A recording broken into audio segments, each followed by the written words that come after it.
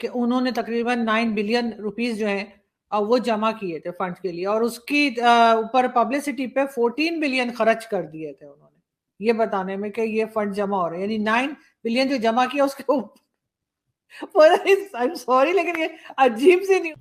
जय हिंद। स्वागत है आपका हमारे चैनल पर एक और लेटेस्ट वीडियो में।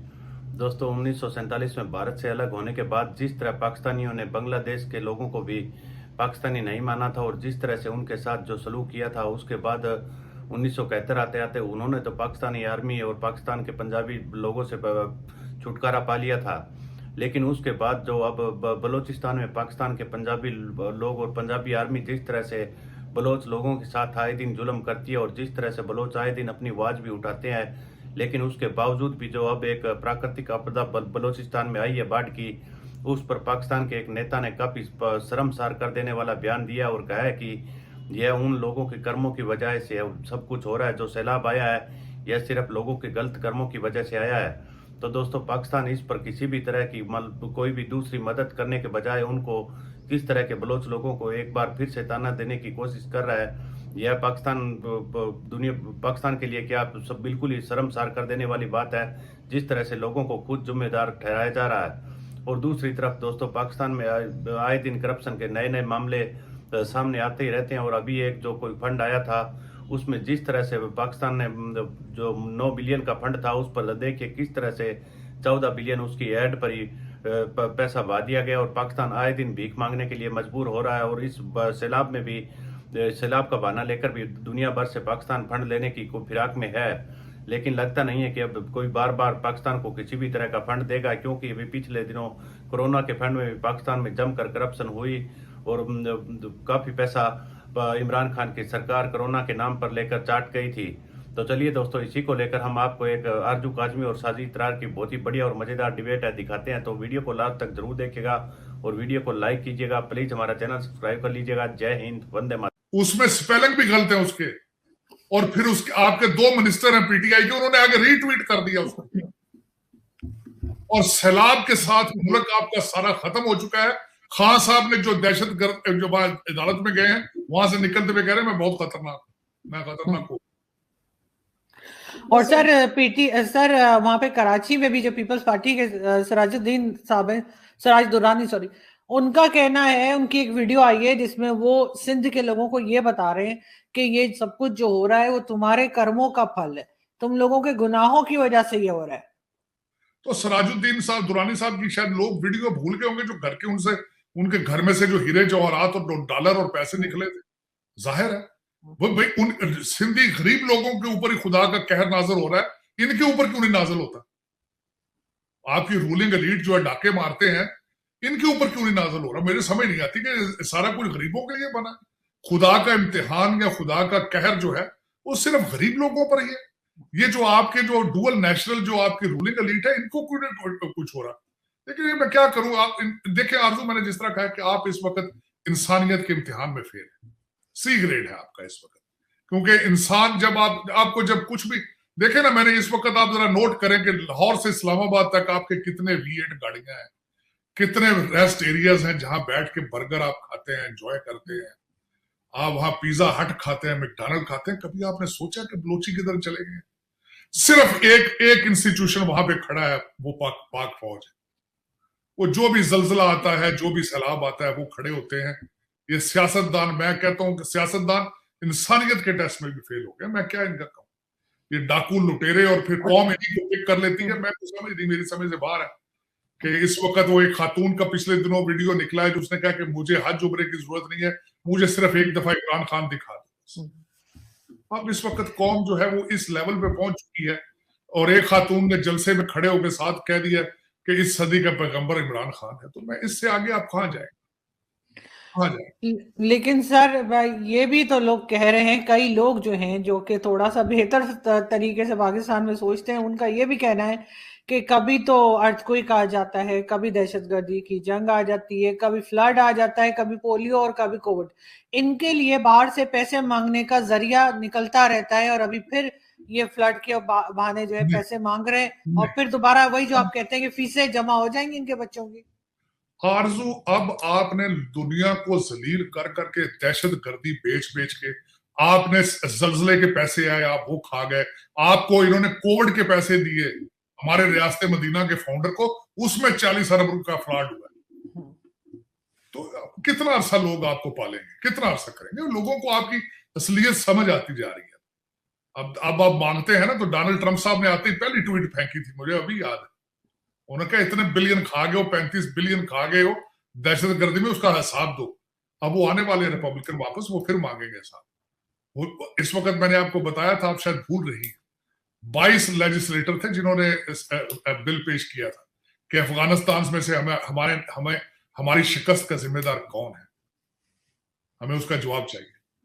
तो वो आने वाले दिन बताएंगे आपको। खलील मियां कब तक फाख्ता उड़ाया करेंगे ये, अब फाख्ता जो है वो नहीं उड़ेगी। अब वो चाइनीज भी नाराज है क्योंकि आपने 26 बिलियन डॉलर उनका कमाया। पठान आपसे नाराज है क्योंकि वो कहते हैं हमारे साथ डबल गेम। बल्कि मैं शॉक्ड हूं कि जो तालिबान का हेड है, उन्होंने जो पिछले दिनों वहां पे एक जिरगा करके उसके बाद स्टेटमेंट दी है, उन्होंने पाकिस्तान का नाम तो नहीं लिया, लेकिन उन्होंने कहा कि हमारे पड़ोसी मुल्क ने जिसने साथ दिया है इसके अलजवारी के अटैक में, ये अच्छी बात नहीं है। वो भी आपके खिलाफ है, टीटीपी खिलाफ है आपके, भारत आपके। मगर ये तो मान ही नहीं रहा, ये तो मान ही नहीं रहा कि अलजवारी के अटैक में कोई इन्होंने साथ दिया है। ये तो कहना हमें पता ही कुछ नहीं है। उनके मैं उनकी पढ़ी हुई स्टेटमेंट दे रहा हूँ, कोड एंड कोड। उन्होंने कहा कि जिनकी सरफेस यूज हुई है, एयर स्पेस के बारे में उन्होंने कहा है। वो इतने नाक में रोटियां वो भी नहीं डाल रहे, वो भी अपना कैलकुलेशन करके उसने जवाब दिया है। उसने ये नहीं कहा कि वहां से उड़ा है। उन्होंने कहा हमारे पड़ोसी मुल्क जिसकी एयर स्पेस यूज हुई है, ये भी हमारे ऊपर हमला करने के मुतरादिफ है। तो वो फिर जाहिर है। वो इस वक्त हमारे जो रूलिंग हमारे जो हेड हैं वो कतर गए हैं पैसे लेने के लिए, और उन्होंने कहा कि 3 बिलियन की इन्वेस्टमेंट करेंगे वहां पाकिस्तान, अगर IMF आपका पैकेज अप्रूव करता है। तो वो अब सारे मिला करा के कुछ 6-7 बिलियन आएगा और ये लेके भाग जाएंगे सारे। ये मैंने आपको बताया था कि ये गरीब आदमी के लिए कुछ ना करने की सलाहियत रखते हैं, ना करने का इरादा रखते हैं। ये सिर्फ लूट मार का एक बाजार है। जो भी आ जाए, चाहे नून लीग आए, काफ लाए, PPP आ जाए, कुछ भी आ जाए, सिर्फ वो पैसा इस्लामाबाद से बाहर नहीं जाएगा, इस्लामाबाद में से ही दुबई और लंदन चला जाएगा। ये आपके मुकद्दर लिखे जा चुके हैं।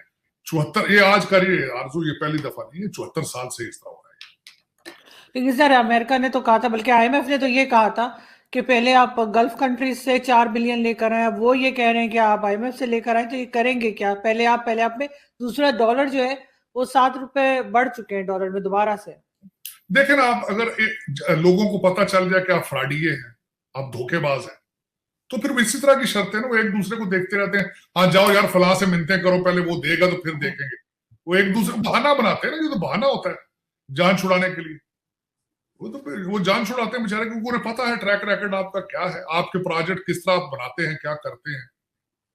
और बस अब दुआएं खैर ही हो सकती है। देखें, ऐसा मुल्क है कि बारिश ना हो तब तबाही, बारिश हो फिर तबाही। पानी या पीने को नहीं मिलता, अगर पी लें तो उससे यरकान हो जाता है कि जॉन्डिस हो जाता है।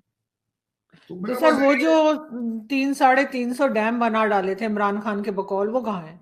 वो कागजों में बनाए थे वो आपको यही तो गलती है, वो कागजों में बने थे। अगले दिन किसी ने ये भी एक पिटीशन लगाई है कि साकिब निसार साहब ने जो डैम बनाए थे, वो गाड डैम कहाँ गए हैं, ये उस पर इन्वेस्टिगेशन शुरू हो चुकी है। क्योंकि वो कहते हैं कि वो उन्होंने काफी पैसा इकट्ठा किया था, लेकिन वो कहाँ गया है, लोग उसका हिसाब चाहते हैं। लेकिन देखें कि आपके कोई एक चीज पे थोड़ी, जिस तरह मैंने आपको पहले अर्ज की थी कि आपके बदतरीन उस एरिया का जलजला आया था, तो आप वहां से भी आपने गरीबों का हक मार खा के थे आप।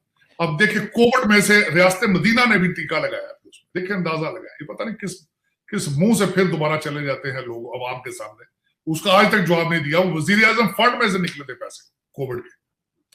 लेकिन सर एक न्यूज और भी आई है सर, साकिब निसार साहब से मुझे याद आया कि कहा यह जा रहा है कि उन्होंने तकरीबन 9 बिलियन रुपीस जो है वो जमा किए थे फंड के लिए, और उसकी ऊपर पब्लिसिटी पे 14 बिलियन खर्च कर दिए थे उन्होंने, ये बताने में कि ये फंड जमा हो रहे हैं। यानी 9 बिलियन जो जमा किया उसके ऊपर आई एम सॉरी, लेकिन ये अजीब सी न्यूज है, मगर है तो मैंने कहा आपको बताऊं कि ऐसा भी हो चुका है, ये भी खबर आ चुकी है। मैं क्या बताऊं, मैं जब आपके यहाँ वॉशिंगटन DC में और लंदन में ग्रेड 17-18 के लोगों के बच्चे पढ़ता हूं, जिनके लाख $लाख साल की ट्यूशन फीस हो, तो उसका जवाब फिर हम कहां से देखेंगे? ये आप अंदाजा लगाएं। और आजकल जिस तरह, क्योंकि जब भी आपका गवर्नमेंट की गिरफ्त कमजोर होती है तो रिश्वत के रेट बढ़ जाते हैं। तो इस वक्त तो देखिए आपकी रिश्वत के रेट बढ़ चुके हैं बहुत ज्यादा। सर, अगर हम इमरान खान की बात करें, आज वो अदालत में पेश हुए और खैर उनको दोबारा कहा गया 31 को शायद बुलाया गया है। क्या देख रहे हैं, क्या फ्यूचर है और आगे आपको लग रहा है कि ये मतलब जेल जाते हुए नजर आ रहे हैं क्या, क्योंकि कहा यही जा रहा है? नहीं नहीं, इसमें आरजू ये लाडला है, हर इदारा इससे डरता है। वो इस तरीके से पहले बेल गलत दी उन्होंने, 3 दिन की जो बेल थी वो हाई कोर्ट दे नहीं सकती। और दूसरा, आज आपको मैं मजे की बात बताता हूँ, आपने शायद इसको देखा होगा, पहले जो एंट्री थी उनकी, ये नॉर्मल एंट्री नहीं थी। उसमें से वो आपका जो मेटल डिटेक्टर जिस तरीके से उन्होंने गिराया वो देखें। फिर उसके बाद मैंने कैलकुलेट किया पूरी 5 मिनट की प्रोसीडिंग के। तो देखा होगा किस तरह से दोस्तों, पाकिस्तान में प्राकृतिक आपदा तो कहीं भी आ सकती है, लेकिन जिस तरह उन मजबूर और असहाय लोगों के बारे में जिस तरह के पाकिस्तान के नेता शर्मसार बयान दे रहे हैं, यह काफ़ी उन लोगों को अब हर्ट करेगा। और जिस तरह से बलोच लोग आए दिन पाकिस्तानी आर्मी के जुल्म के खिलाफ, और जो पंजाबी लोग बलोचिस्तान के लोगों के साथ जो कुछ करते हैं उस पर आवाज उठाते हैं, लेकिन इस तरह की बयानबाजी अगर सरासर होती रही तो आने वाले दिनों में पाकिस्तानी आर्मी के लिए काफ़ी बलूचिस्तान में बड़ी बड़ी चुनौतियां सामने आएगी। और जल्द ही लगता है यही है कि बलूचिस्तान पाकिस्तान से छुटकारा पा लेगा। तो दोस्तों, हम आपके लिए इसी तरह की एक से एक लेटेस्ट वीडियो लेकर आते रहेंगे। प्लीज़ हमारा चैनल सब्सक्राइब कीजिएगा, वीडियो को लाइक कीजिएगा और कमेंट में अपनी प्रतिक्रिया देना बिल्कुल मत भूलिएगा। जय हिंद, वंदे मातरम।